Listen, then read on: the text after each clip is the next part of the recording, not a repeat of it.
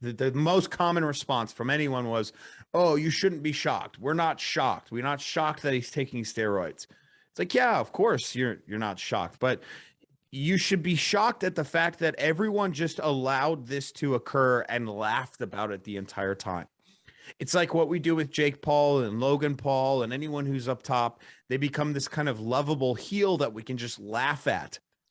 We can say, fuck those guys, but they're pretty entertaining and I respect their grind type of thing. Yeah. It's like, okay, well, now that we've exposed them, we can all shit on them. And I don't respect their grind. Well, what happened to that person that just kind of allowed this lovable heel to exist before?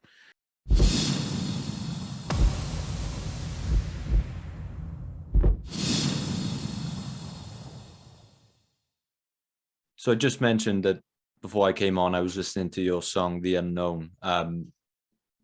Going into this new year, I know you just made a video around this concept, but going into 2023, what does that song and this message mean for you and your motivations going into a new year?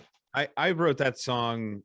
First off, most of the times I write a song, I just come up with a riff first, and then I write lyrics to that riff. But the lyrics are usually something meaningful to me, and then something that I try to make that's like kind of anti-cliche, things that have been said before, but I want to say them in a more clever manner or something like that. I try to stay away from cliche.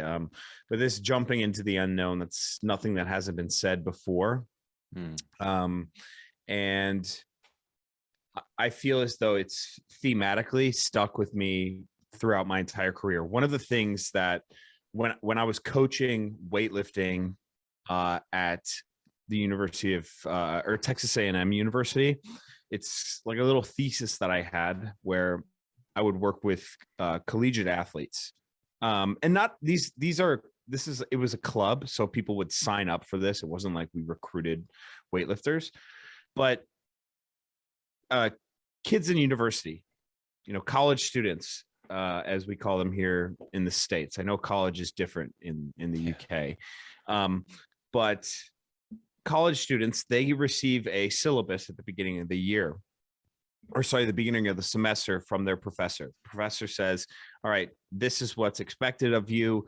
And usually it'll say the percentage of your grade per each thing that is on the syllabus.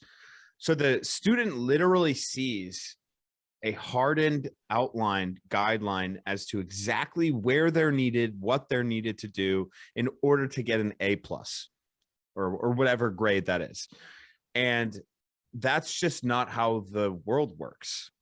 And what I noticed when I was coaching these people is, like, at every stage they said, you need to tell me exactly what to do in order to be successful in weightlifting. And what I quickly learned was, like, there's so much about weightlifting, there's so much about strength training and physical culture, let alone just like professional life, that is unknown. And the only way to go about doing things that are in the unknown is to kind of do them yourself and coach yourself. I have 3 A's that I think about, and that's accountability, auto-regulation, and autonomy, not in any particular order, but we'll start with auto-regulation. If I give you a thing that you need to do, like weightlifting, let's just say, because that's something that's prevalent in my life. If I tell you to become a weightlifter, you have to be able to auto-regulate your program to know how you want to recover or what sort of dosage you want of your training. So you can train harder, you can train lighter. You need to be able to auto-regulate. The autonomy comes with, okay, instead of just throwing my hands up and saying to my coach, you need to tell me exactly what works, I need to be able to experiment. I need to be able to do this certain things on my own. Usually people, like, I'm not saying to not take advice from people, by the way, but what I'm saying is to be an individual in the way that you approach things, because no one else is inside your mind. And then the final one is accountability. And accountability is just being able to hold yourself accountable to do the things that you need to do without external sources. And so that's essentially what that song is about. And that video, which I'm assuming that you're referencing, that I just came out with, that's what that is about. And it's really cool to be able to put some music that I work really hard on to those lyrics that mean so much to me, and then be able to put, video of the stuff that I love, strength training, over the top of it. Yeah, and it's a fantastic video. I do encourage everyone to check that out. I've been a follower of your YouTube channel for a while now. And just on those videos you mentioned, it was the fitness content that first, that really first brought me in. And when I was fresh out of university, I used to consume a lot of fitness content, a lot of which now I look on and I would never advise a young person to consume. Mainly because a lot of the people I watched, I got drawn into watching a lot of what you would call charlatans. And on that term, I think Joe Rogan recently praised your definition of the word charlatan. Just to set this up, I wonder if you could sort of define what that is and what that type of person looks like to our audience. It just says a person falsely claiming to have special knowledge or skill of fraud. Yeah. And I actually use that definition in the Liver King video that I made with Derek for More Plates, More Dates. But there are things that I use to determine what I think is a charlatan. And one of them is like the in-group versus the out-group. The other is sacred knowledge and then profiting. And there's a couple other, pretty major points. I made a video called How to Spot a Charlatan. And that's on my YouTube channel. So if you just search How to Spot a Charlatan, you can find that. But that is where I go into more what I would call like the charlatan's playbook. And these are things that I think determine the difference between valuable influence and valuable salesmanship and then being a charlatan. And I think it's important for us to notice the difference and to know it so that we can call it out. Because there are people selling supplements. There are people selling workout programs. I sell workout programs. I'm not saying that simply by selling things, you're a bad person. But what I believe is that the charlatan kind of really creates division and doesn't, and a lot of it has to do with narcissism in the way that they show, like they market what they want to market. And it's, I don't know, for some reason, it's just really damaging to my psyche to look at this sort of stuff. And so like, I had to take a step back and like understand why I cared so much and why it negatively affected me so much. And that's what made me want to pursue looking more into charlatanism. Yeah, on that subject of how to spot one, I remember being a teenager and first starting to get into the gym, and I used to watch a lot of YouTube content, and I came across this guy. I'm not sure if you're familiar with him, called Mike Chang, doing Six Pack Shortcuts, he was called. Yes. Yeah. And I remember watching his content and thinking, this guy's, he's got all the answers to all my prayers. He's telling me that, why I need this, that he's got knowledge that no one else is putting out, that his way can get me to my goal, 10 times as fast. And these are probably all telltale signs that I would encourage, teenagers to look out for today when they're, looking for a source of inspiration. Yeah, those are the sort of things that I'm talking about. And I don't know, too much about him in particular. But it's like absolute statements. And like I said, in-group versus out-group, I think is my least favorite, or the biggest one for me. So like, while the charlatan exists, no ideas outside of theirs can exist at the same time. Yeah. No. So that's where I draw the line. It's like, there's a couple of examples. The guys, their GOATA, they call them greatest of all time athlete, it's an acronym. And while their ideas exist, no other ideas can exist about training. And they are the gatekeepers of acceptable training modalities. And if you hear them speak, that is how they speak. You have to plead with them to make sure that something is allowable. And then once it is allowable, it's only allowable under the guidelines that they've provided. They're so staunchly against, like, for example, like regular style training, compound movements that you would find with a barbell and maybe some dumbbells, because of some rules that are unscientific in themselves that they had invented. They are so staunchly against it that they can no longer give way to any bit of it. So they actually have to go on the attack and attack it constantly. So anyone that utilizes those movements is, effectively an idiot or a moron in their eyes. And they have no issue saying stuff like that. And that's where I'm like, okay, well, if you're going to attack people, you get to be attacked right back. Right. I think in that way, I don't usually go on the attack on even charlatans. It's just when they start to reach out and start to poke and prod at different people, creating this in-group versus out-group, that's where I usually have an issue. And that's where I just make a piece of content on it. Yeah, I mean, there's almost a playbook for it. They almost like a carbon copy of the traditional sort of self-help business guru that we've seen for the last 10, 20 years selling their online courses and books. And in that vein, what advice would you give to somebody who maybe new to their sort of health and fitness journey, who's trying to, not necessarily charlatans, but try to discern what information is of good faith and that information that is used as a sort of marketing tool? Because I'm thinking back again to when I was younger, there was so much information out there, and you can basically find a study to tell you that any argument is right.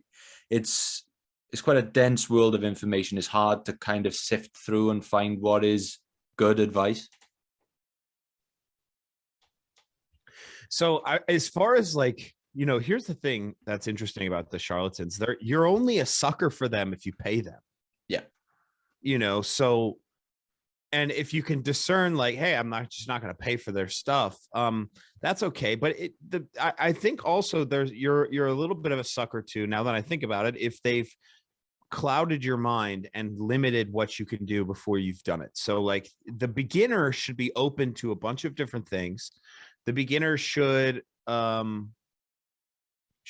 close off. And if you find yourself and you're a beginner and you get on board with the GOTA guys, well, you've closed off 99% of training now.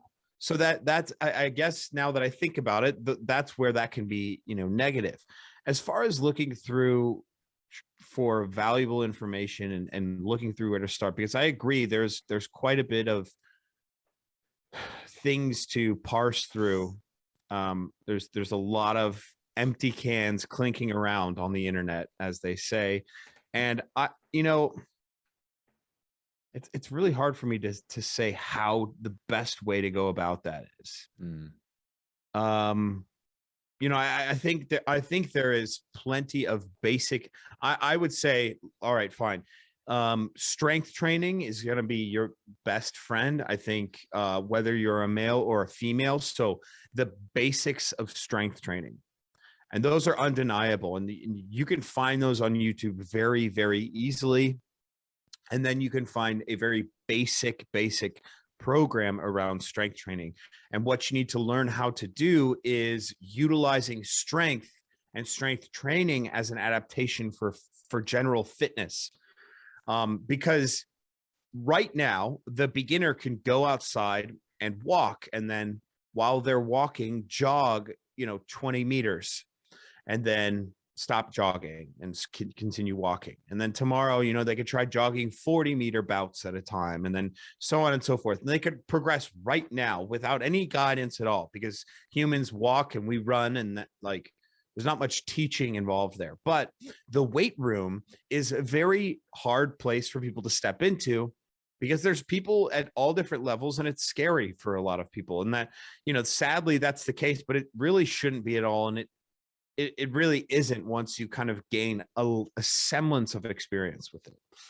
So I guess this might be too broad of an answer for you, but what I can say is, if we start somewhere, I would say general strength training. And if you search for movements like the back squat, the deadlift, pull up, push up,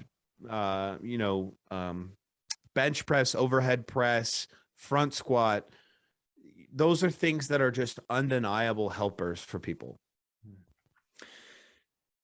So I mentioned that there's a lot of information out there, and there are a lot of books on these topics, and I think if you tell someone that their bad habit is actually good for them, you're probably going to sell a lot of books, and there's a lot of that going on out there. But I think in the field of health, there are a lot of really credible guys out there. I personally enjoy like Andrew Huberman's content, for example, real science-based stuff.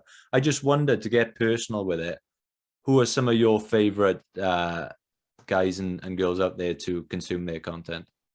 Yeah, I think Eugene Teo is really great.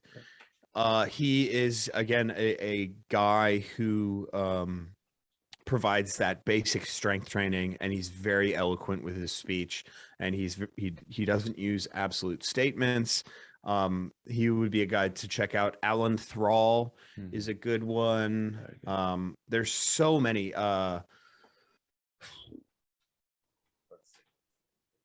I mean, even like Omar Isuf, these are all YouTubers, big prevalent YouTubers. I think you could go for. It depends, like if you want to get into some sort of specific niche. Even like Jeff Nippard, he's like the biggest name I've mentioned so far.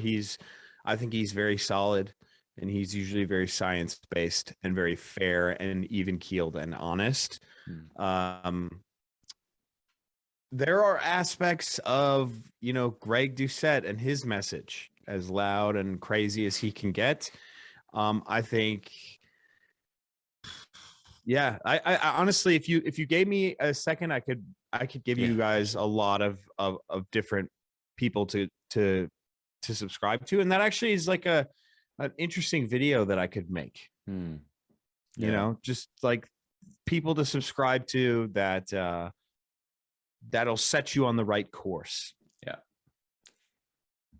I love that. Now, you mentioned, just rewinding, you mentioned the Liver King video you were involved in. What exactly, for our audience out there, before we dive into that, what was your involvement in the creation of that video?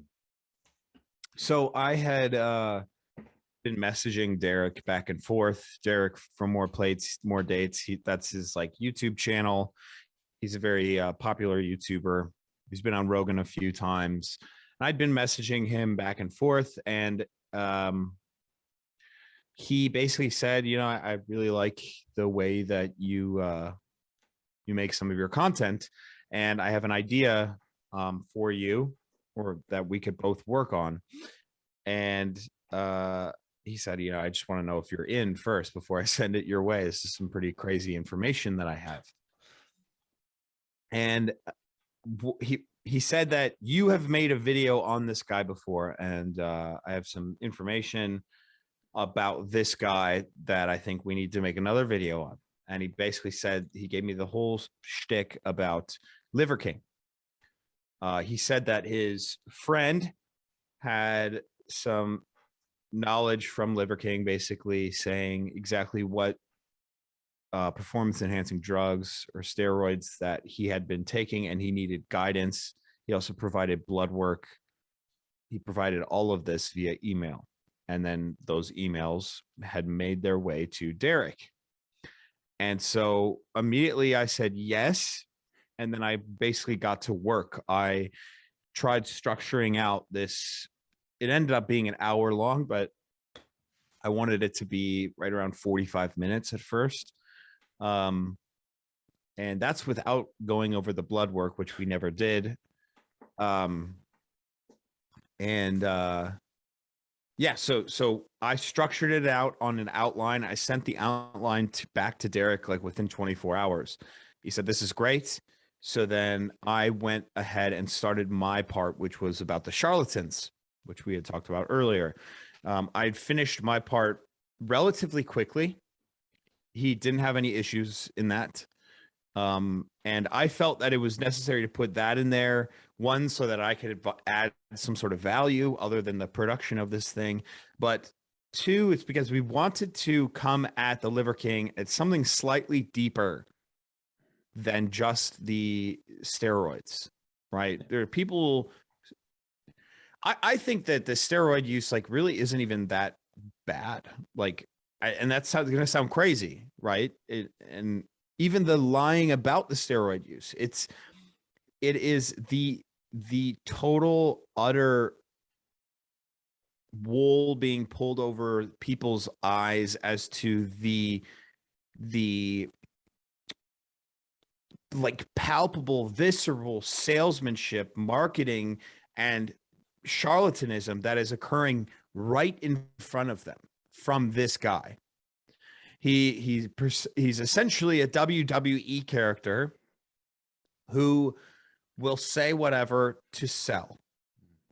And he'll use it under the guise of something that is not what he's doing. And so directly not what he's doing. And yet it works, and it works very well. So we wanted to develop something that is not just about the steroids. And that's essentially what I think people ended up missing the mark on. The most common response from anyone was, "Oh, you shouldn't be shocked. We're not shocked. We're not shocked that he's taking steroids." It's like, yeah, of course you're not shocked, but you should be shocked at the fact that everyone just allowed this to occur and laughed about it the entire time. It's like what we do with Jake Paul and Logan Paul and anyone who's up top. They become this kind of lovable heel that we can just laugh at. We can say, fuck those guys, but you know, they're pretty entertaining and I respect their grind type of thing. Yeah. It's like, okay, well, now that we've exposed them, we can all shit on them. And I don't respect their grind. Well, what happened to that person that just kind of allowed this lovable heel to exist before?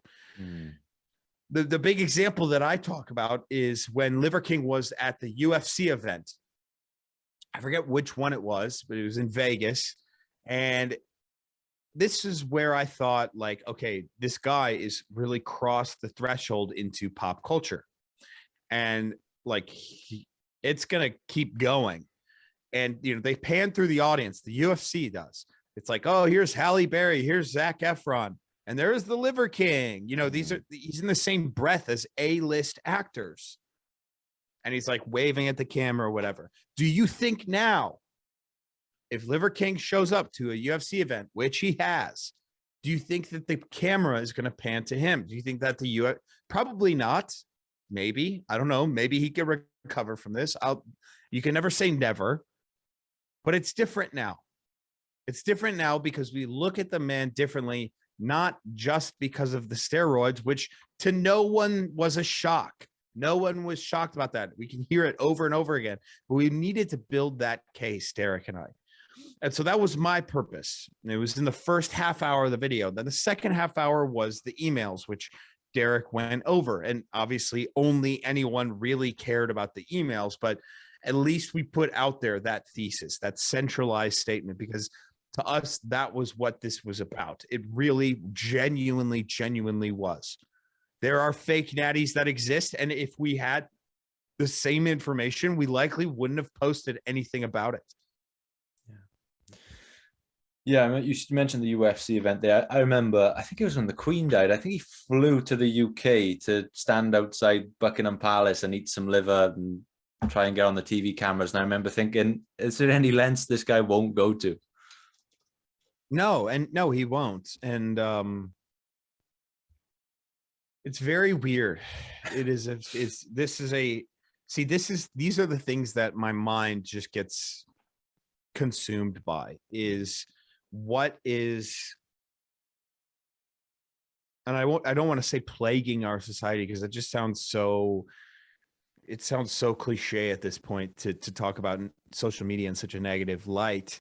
Mm. But he became this guy, this monster. And maybe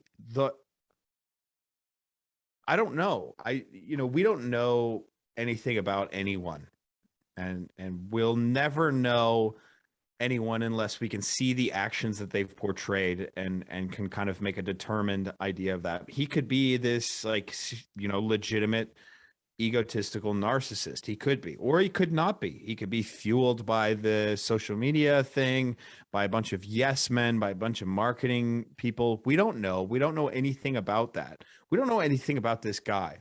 And we'll, like I said, we will never know. Yeah. I think we can, that is this parasocial relationship that is developed over social media is something that is incredibly interesting, and I think needs to be written about a lot more and more extensively researched, because it's so strange and it's so palpable. It's just very, very weird. Yeah, and I think it's important for people to understand why this is so important, why what the problem he was creating actually was. And I was speaking to James Smith yesterday, who I'm sure you're familiar with. Yeah, he's my friend. He's my good friend. He's a great guy. So I was talking to James yesterday, and I was telling him a story of when I was younger, and I went to a really big bodybuilding convention in England. So I traveled up because one of my favorite bodybuilder, online fitness YouTuber personality people were there. And I really wanted to get a photo with this guy. I was a young guy. I thought, this was the guy's physique I was really aiming towards. I remember I traveled up. I took a photo with him. I was buzzing, and then I came away and I looked at the photo, and I felt really bad about myself because I was stood next to this guy. We looked absolutely miles apart. I remember thinking I could do everything and I'd never ever look like this guy. And then I was walking out of the booth, feeling quite dejected, and the sponsor of the stand came over and they gave me this can of BCAA drink. And I remember looking at it, and I remember in the time thinking, this must be it. Like, this must be the difference between me and ex bodybuilder that I was stood next to. And I remember reflecting back on that and thinking my insecurities had been really marked on in that moment. And so I think that's a similar problem that, Liver King was creating for kids today. Well, so like, let me, I love playing devil's advocate, especially against something that I've totally argued myself. Yeah. So, have you ever heard that's the saying, "Don't meet your heroes"? Yeah. Yeah. In essence, if you had believed in yourself enough just from watching and looking at that person, and you go to the gym and you go crazy, you go hard as fuck because you believe that you can attain something like that. Yeah. That guy's doing his job and you're doing your job as well. Yeah. And then once you meet your hero, everything kind of feels a little bit weird. And you see how the sausage is made, so to speak. That's when things get very strange. That's when people feel that they've been, crossed, they've been they've been lied to. Yeah. But that person got you there. That's true. Got you involved. And that's about as far as I'm going to be a devil's advocate for that person. But something I can say is that I've had a lot of that. I've had a lot of that in my life. And I'm sure a lot of people will have that when they look at me, and I know they have. People have seen my content. They've told me this, and they've been like, dude, you're the best weightlifting content online. You're like, and they'll follow me and follow me and follow me. And then I know that they stop following. There's a certain point. Yeah. And that's good. I can't hold on to someone for forever. I want them to go off and figure out their own thing. It's kind of the same thing with me. I obsess over athletes. I obsess over them and be like, this is it. These are the guys. These are guys. And then 3 years later, well, I don't know. I guess I'd watch a little bit of them, but I used to be obsessed with them type of deal. That's just kind of like how it works. But it's something I came to realize when I was with James. And it's funny that you mentioned James. because I can circle it back to him. I was on his podcast. He was here in Austin.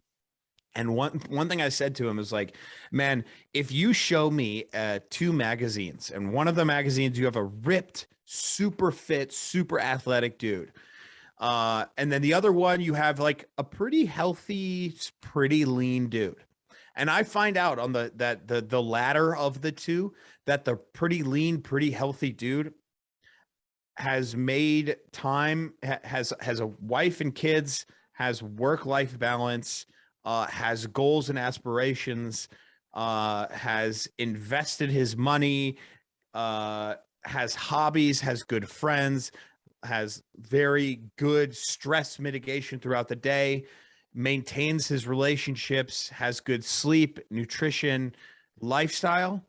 Mm. If I hear that about that guy who has the body that's just kind of normal but healthy, Yeah, that is the man who I look up to. Mm. And I'm not even saying this to be hyperbolic here. Like that is, I've actually come and experienced that. Like when I see a man interacting with his wife and kids, like, and I don't know what there's like this visceral response in me that I'm like, that's a guy right there that I'm looking up to. Yeah. And if I see him working and then interacting with his wife and kids, and obviously this is not something that happens behind closed doors. They could have horrible relationship issues, but again, I don't want to see what they're like behind closed doors. What I see right now makes me feel like, wow, that's a good role model. Holy shit. Mm. And that's something that switched. And I don't know when it switched. I'm 32 years old. So it kind of is like, all right, like these are the people that I look up to now. But to kind of tie it together, right? Like, I don't know that would have ever happened if I never had the realization that a lot of people in the fitness industry are full of shit. Yeah. My heroes are the people who have good lifestyles that I want to live. When somebody has a good body that I want to have, their lifestyle could be something completely different. I want to be able to peer into someone's lifestyle. Now, here's the crazy thing that's happening. Okay. People curate their lifestyle for social media. So we don't actually know what their lifestyle is. Yeah. They curate, meaning they can show you their quote unquote morning routine, and they can show you interactions with their wife and kids that are completely fabricated and bullshit. That's the next level of social media charlatanism. And that's one that I'm going to fall prey to. I'm fucked if that's fake. You know what I mean? Yeah. But at least that's the level where I'm at now, if that makes sense. Yeah, for sure. That's where, man, this is actually something that I do need to make a video on. I made a TikTok about it. I call them lifestyle charlatans. Yeah. And they will curate the lifestyle of not caring, of the lifestyle of having a good lifestyle and low stress. And yet the whole thing is curated, which is wild, man. It's all subversive. There's nothing subversive about what Liver King does. Okay, it's the oldest thing in the book. Take a bunch of PEDs, get jacked, sell whatever it is you want to sell. And it's going to continue working, mind you. That'll never stop working. But this new thing of being like, show off your incredible lifestyle and your stress mitigation and your ability to do things that you want to and smile throughout it. That's a new thing. And that's something that's very interesting to me. For sure. It's sort of why I've fallen out. I got to write that down. Get it down, man. It's why I've sort of fallen out of love with, the sort of personal development space. You see so much of that and people telling you what you should be doing, what they, like you said, what their morning routine looks like, how they go to the gym, they smash their goals, they're in meetings all day. And like, you don't ever see any of the stuff that, when you're sat on your sofa or cleaning the dishes or, watching 20 minutes of TV a day, you suddenly feel like a piece of shit because you're like, these guys are so successful. They don't do any of this. But when you come to realize that you're just seeing, as you said, what they want you to see. nothing is spectacular, because if it is spectacular, it's been done before. What can help people are different ways of speaking. I don't like to think like along the lines of hacks or things like that. It's different ways of thinking and speaking, even though you're doing the same thing. Gamifying certain things that make things better. I feel like I've done that my whole career, is gamify things. And that's something that James has done tremendously well. There is nothing, and James will be the first to tell you this, there is absolutely nothing he has ever said that is sexy and new and game-changing. He'll be the first person to fucking say that. Even in his new book, nothing is sexy, new, or game-changing. But his experience through life is individual, and it will remain such. And he's allowed to talk on that and speak on that and observe certain things and to give advice. We can't be so staunchly against charlatanism that we are staunchly against coaching and advice. I'm not saying to go and do that, but yeah, it is definitely something to think about. Is when, again, to circle back to meeting your heroes, what advice is really game changing for you? Well, it's hard to know what that's going to be, but it's important to, again, know that you need to be autonomous, you need to auto regulate, and you need to be accountable. And those are things that when you do those things on your own, then you can start taking pieces from different people. It's the holding the hands out and saying, tell me exactly what I need to do so that I can get to this place that I'm not even sure I want to be. And that's like over and over and over again. I see this, and it's in training. It's always in training. It's always in the gym. So it doesn't really matter that much. But how much of this is what people do in the real life, like, or in the real world? Like, I have the greatest example of this. And if you're listening, I'm sure that you can relate to it in some way. You're in primary school or elementary school. You start to take your first standardized tests so that you can be placed in high school. You go to throughout high school. I don't know what you guys call high school. You say, yeah, high school. Yeah, high school. You go through high school. You take your next standardized tests. Those are going to place you in college or university. You go through university. You take your next form of standardized tests so you can get your grades. Maybe you go on to graduate school so you can go into further debt. Then you are supposed to take your diploma, this sheet of paper, and you're supposed to march up to somewhere and get a job because you have it. You build up in that job, you build. You get hired further and further. You find a nice wife, you have kids, you get you invest in a home, you invest in a bunch of different things, you accrue this wealth, you retire, and you die. Everything is actually mapped out, and it's a pretty good map, especially living in the United States. The problem is that none of the process is based off of self-interest and based off of things that you want to do, and none of the process is guaranteed. So even if you do hit all of those things, doesn't mean you're going to be happy. What it's going to do is take away from the anxiety of the unknown, like we were talking about before. And this is it's just continually something that I'm noticing is like, there needs to be some level of like, okay, I'm going to try and just do some research on my own here. And I'm going to try and figure out how I can do this on my own. And I'm going to experiment. And just the fact that I'm doing means that I'll be okay.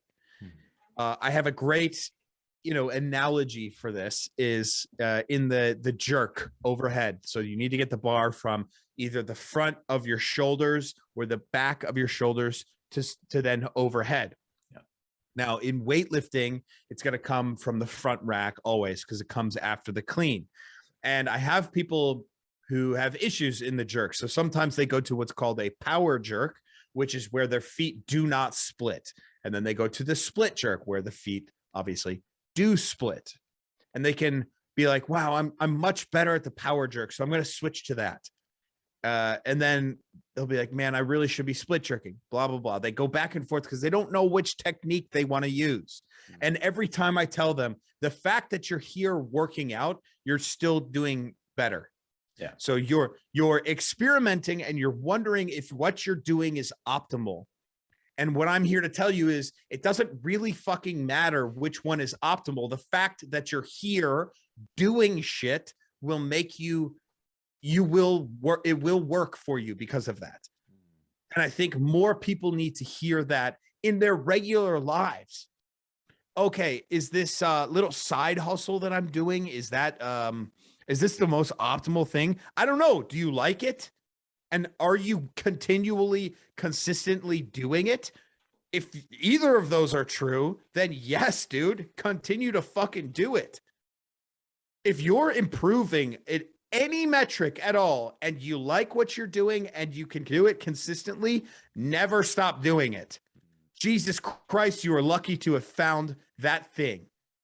And so that it is this, I don't know, metaphor that I have gotten directly from training that now is directly something that I can see in people's lifestyle in the professional world that just needs to continually be told over and over and over again. And I've said it a million times on my YouTube channel, and I don't think I'm going to stop. I'll just continually have different examples of it. Yeah, I love this stuff, man, because you don't just go down the sort of just the fitness content on YouTube. There's a lot of mindset stuff like this. I love this stuff. And there was one video I remember watching of yours. I think it was called the Toxic Champion Mindset. Yes. Yeah. I love that, man. We were talking about, all these attributes like selfishness and just wanting to dominate for dominate's sake, and all these things that are anything but virtuous, anything but the things we were always taught in school when it comes to competing, and that it's almost more of a curse than a blessing. I wonder do you think there's any advantage to a coach teaching like a really promising athlete in pro sports? Do you think this guy could go all the way? Is there any advantage of teaching them these traits like selfishness and wanting to dominate? Is there any benefit of teaching almost the opposite of what we were taught when we were kids?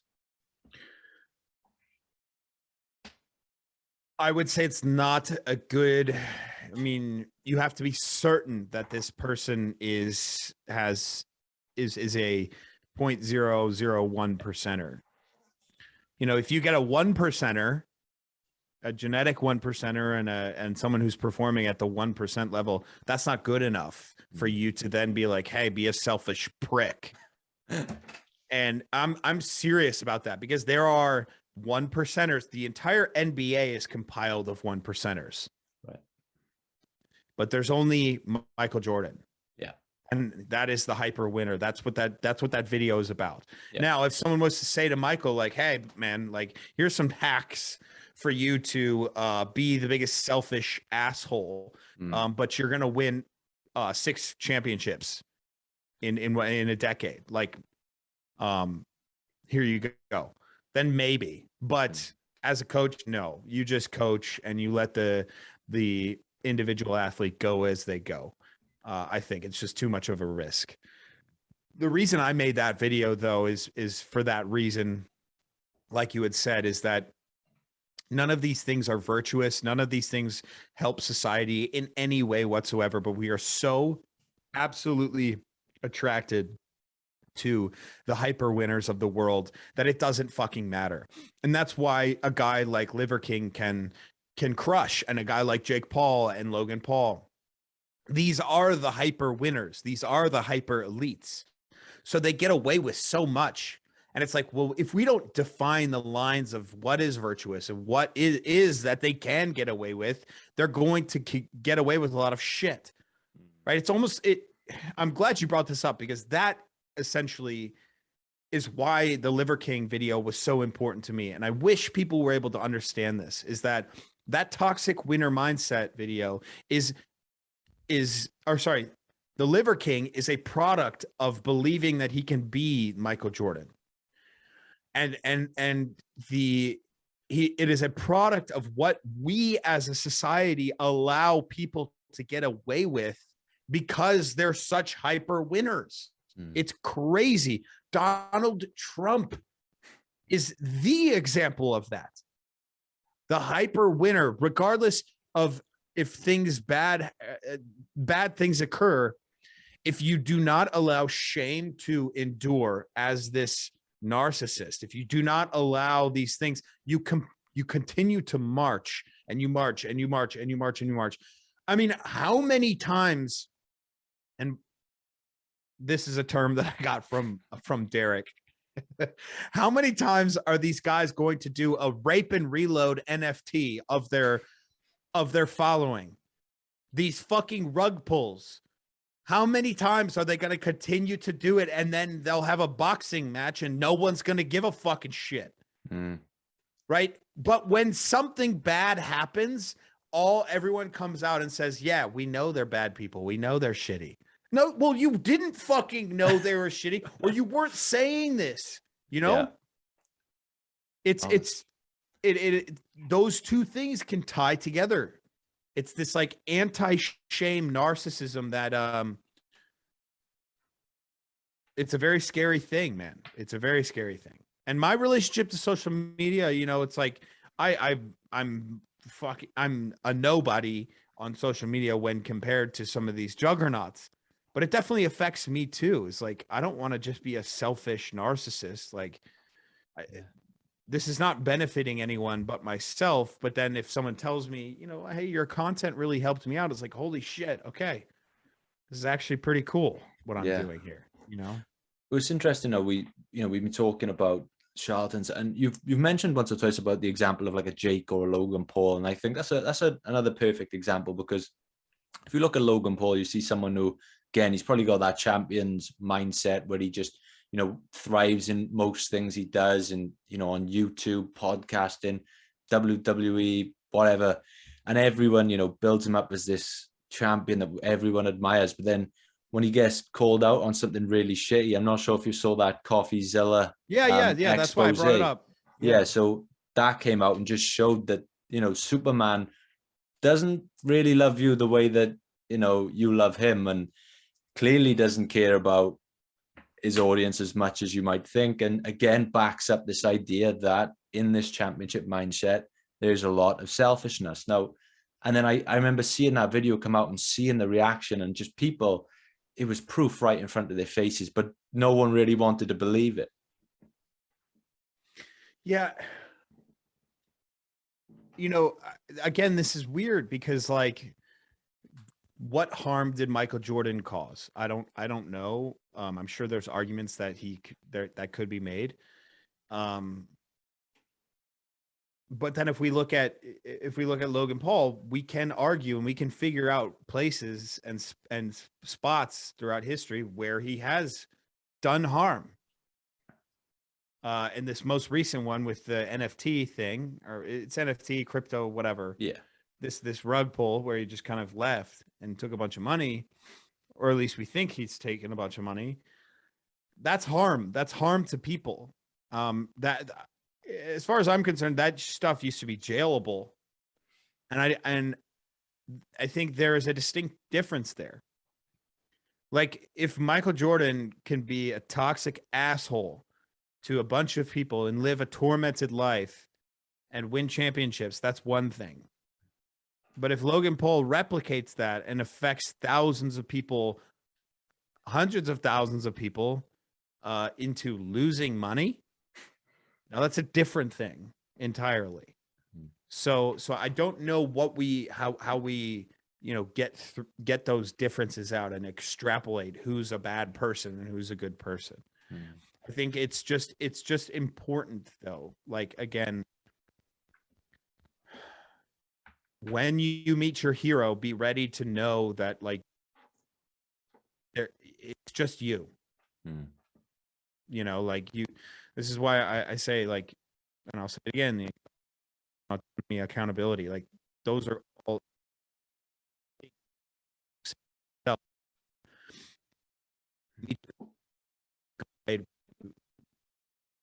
the world figure out through the lens. the skills meant for you to be able to.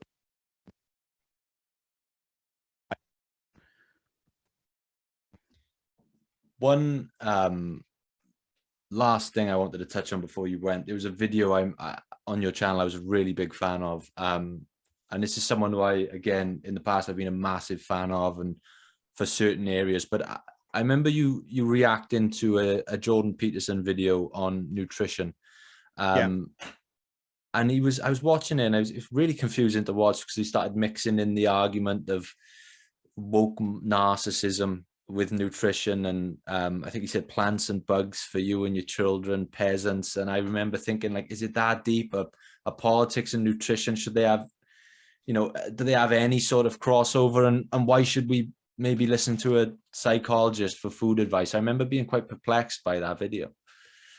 Yeah, I think that, look, to maybe heed his argument in this, there is a ton of government control on what is most prevalent on the shelves at grocery stores. Yeah. And that is, based off of people's lack of education on what they're eating. That's a direct effect of the government. So what I brought up in that was subsidies of corn, of grains and dairy, and certain products that you shouldn't base your diet around. And those are the most prevalent subsidies in America. And I think that ultimately is what can cause obesity on a mass scale. Yeah. And he talked about the food pyramid a little bit as well. That's it. Yeah. And there was somebody who argued against his argument against the food pyramid, if that makes sense. Basically, the food pyramid was it was laid out as the most essential thing for you to eat was carbohydrates. And people staunchly disagree. And I think Jordan Peterson, coming from a position that he's in, where Michaela, whom I just met a couple weeks ago, where she only eats red meat. Yeah. Right. He has a somewhat of a bias, but I imagine he's like a little bit more balanced than people think. He would say, like, how dare you say that grains are something that we should be basing our entire diet off of, essentially. Now the argument against him is that people make their own decisions, and the food pyramid actually isn't that bad. And in fact, if we were able to eat less calories in general, we wouldn't be in this position. Yeah. The food pyramid recommends a certain serving size for each thing, and it's actually not that bad.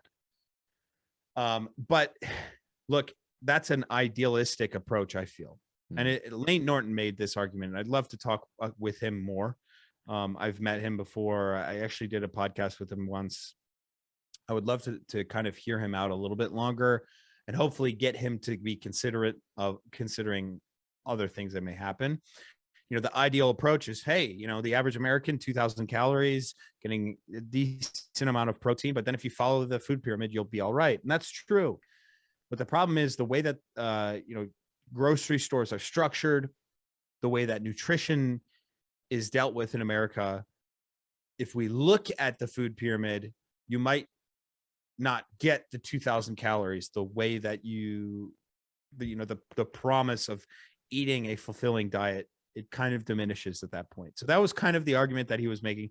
As far as like the feeding you crickets and things like that, that gets into a little bit of this conspiracy theory thing. I have seen, though, cricket protein and bug protein on TikTok quite a bit, like being sold on TikTok.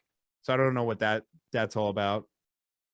But yeah, and then it's kind of this weird thing. It's like, why should we listen to a psychologist on nutrition? And I get that point. I really do. But at what point does, the bias of authority, like, why would anyone listen to me about anything? If if you go down, it's like, where does that line of whatever it is? And I think if you are being very you're being very stern and sure of yourself in your words, then people begin to go like, hey, who the fuck are you? Like, why should we listen to you about this? You're just a clinical psychologist. And that's true. That's an important thing to think about. But, if we keep marching the goalpost back, it's like, why would anyone listen to Zack Telander about anything ever? And there can be an argument to be made that, like, yeah, you shouldn't listen to me ever, no matter what I say. Yeah. We can always move that goalpost back. So it's a tough one to mess with. And it's something that I think people need to consider no matter what. For sure. And it's like, why should we listen to obese health minister that your country may have? I guess you could argue that as well, the opposite. Yeah. I mean, look, that's an important argument to make. Yeah. What are people's biases, and what is their burden of proof that they are legitimate in what they're saying? Now, what I think that is unfair is like, this person must have a PhD in order to talk about nutrition. This person should not give any mental advice on mental health unless they are a clinical psychologist. Well, is that always the truth? Should we always be doing that? I don't know about that. You should not give any advice about anything unless you've gone to a university for an extended amount of time and have gone into debt for that thing and proved it. I mean, that's kind of ridiculous to think about. But, it's again, you have to be able to play both sides of it. Well, man, I've really enjoyed speaking to you today. The last question I have for you, I ask every guest, regardless of the topic. It's a personal one. For Zack Telander right now, what makes life worth living? Music. Love it. Music makes life worth living every single time. Every single time I hear it, every single time I play it, it always makes life living. Love it. Well, on that, just before you go, I always ask as well about maybe a couple of books, but I'd like to spin it. What are a couple of bands that bring you a lot of joy, or artists? Okay. So recently, this guy named Bill Murray, Bilmuri, named after Bill Murray, like the actor. Is pretty funny. I just had him on my podcast. I really liked his stuff. It's a mixture of pop and metal. Let's see here. I've got my Spotify open. So yeah, I think what bands do. Man, you're putting me on the spot. I know it's a tough one. I'm sorry. There's too many. Yeah. I think, just for me, I listen to everything. I swear. I guess, what, this will be a better answer for you, is that if it sounds good to your ear, don't deny it. Seriously. I think those people in metal who have this attachment to it, this attachment, this emotional attachment to the music, that's really cool. And that's why people are obsessed with metal. But if you hear a pop country song and you're like, this is kind of good, like, don't go away from that. Listen to it. Why do you like it? Why do you like this? And go explore. I think music is meant to be explored, not sold to you. So that's why Spotify is amazing. It can be explored with an algorithm. So that's it. Love it, man. Where can these guys listen and watch and find more and connect with you? YouTube.com/Zack Telander. I think that's my handle, because they changed that with like the new year. But where you could just search my name, ZACK space TELANDER, Coach_ZT on Instagram. And if you want some programming and maybe some extra content, go to patreon.com/Zack Telander. It's only $5 a month for programming. Love it. I will link all that in the description below. Zack, thank you so much for joining me on the podcast today. It's been a pleasure. Thanks for having me.